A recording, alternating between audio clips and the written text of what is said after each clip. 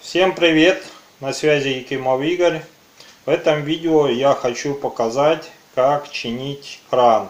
Причем кран не новый, который только с магазина, а тот, который уже установлен несколько лет и уже все в нем прикорело.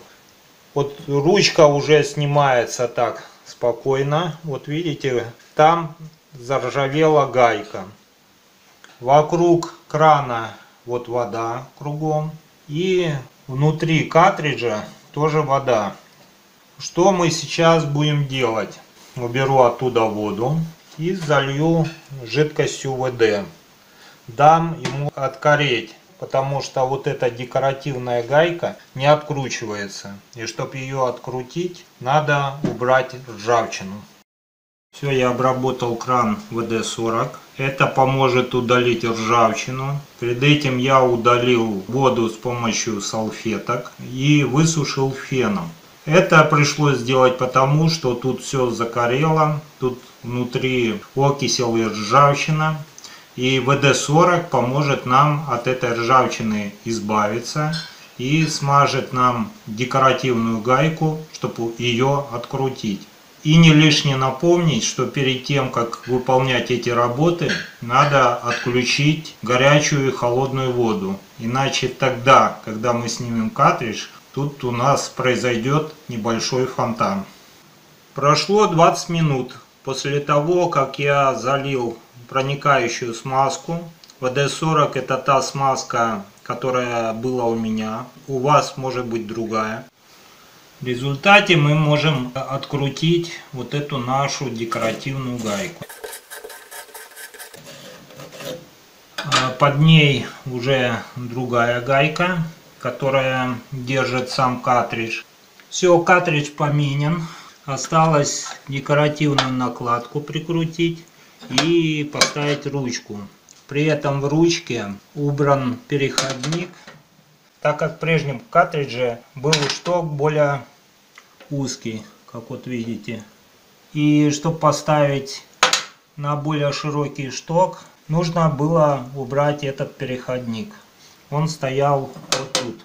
Дальше вот эту гайку тоже пришлось искать хороший ключ для того, чтобы его открутить. Для этого понадобился ключ на 30.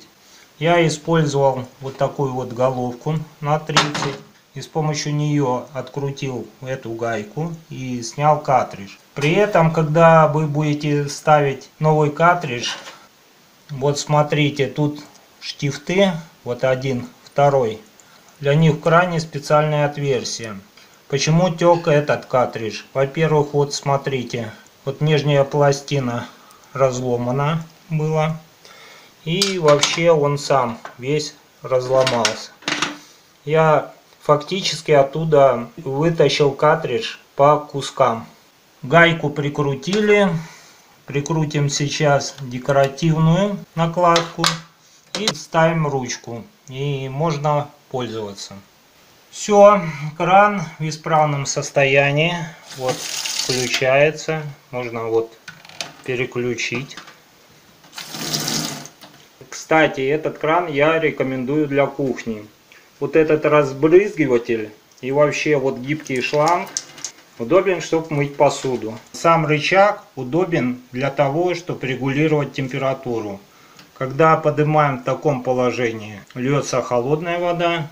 Когда поднимаем в таком положении, льется горячая вода. Реально лучше поднимать где-то в таком положении. Этот кран можно регулировать довольно высоко. Вплоть до того, что тут можно набирать ведро. И напоследок я вам хочу сказать следующее. Не берите дешевые картриджи. Мне на выбор дали два картриджа. За 100 рублей и за 250 рублей. После осмотра я понял, что тот картридж, который за 250 рублей, он сделан более качественно. И в результате, так как более качественная пластмасса и более грамотная сборка, этот кран лучше регулируется, более жестко держится сама ручка. И я уверен, что этот кран будет служить долго. Все, до встречи в следующих видео. Подписывайтесь на канал, ставьте лайки. И жду ваших комментариев под видео. До встречи!